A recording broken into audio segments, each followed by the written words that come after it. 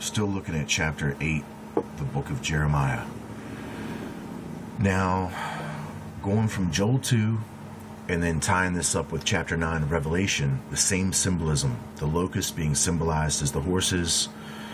Joel 2, the symbolism with the horses. Now to Jeremiah, we see that it is Dan, who is the army of Joel 2, being further symbolized as the horses. Now, as we move forward, this will put people on the right track. And for those guys who are real truth seekers and who are confused about some of these channels out there, this information right here will separate the wolves from the sheep. If you're an honest seeker of the truth, if you continue to see people that refute this evidence, deny it, or continue to call me a fraud, and you view what I'm going to show you here in the next few videos, it will prove that these people are in fact the fraud. I'm not trying to call anybody a fraud. That's not my business. My business is to give you guys the truth, but I am perplexed because I continually give you the truth and continually provide the evidence, but I don't have many people of courage here. And if you guys don't have enough courage to stand up for the truth now and to support this channel and to support my efforts and to proclaim Jesus Christ as perfect, well, that means that most likely you're going to lose your faith when these supernatural beings come. That's going to be the great falling away.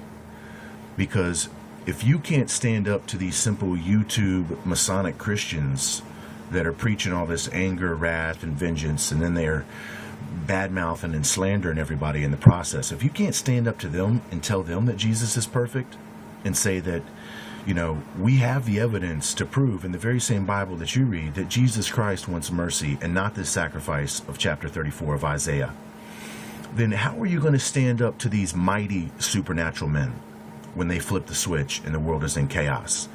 Chances are you're not. You're going to be in fear. Wake up. This is the information to strengthen you, to draw you closer to a loving God, to the truth of Jesus Christ, because it is His love and His mercy which is going to bring you through this, not His anger, not His wrath.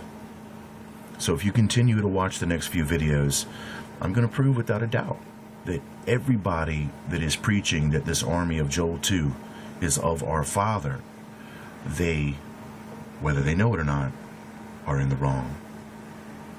And I'm hoping to bring them to the truth. And it's not just my job. It's your job too.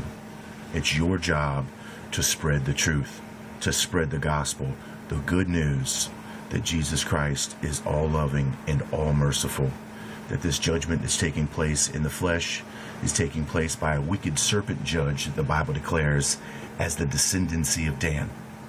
And we will further uncover exactly who they are and reveal that in fact, in the Bible's own words, that yes, they are wicked.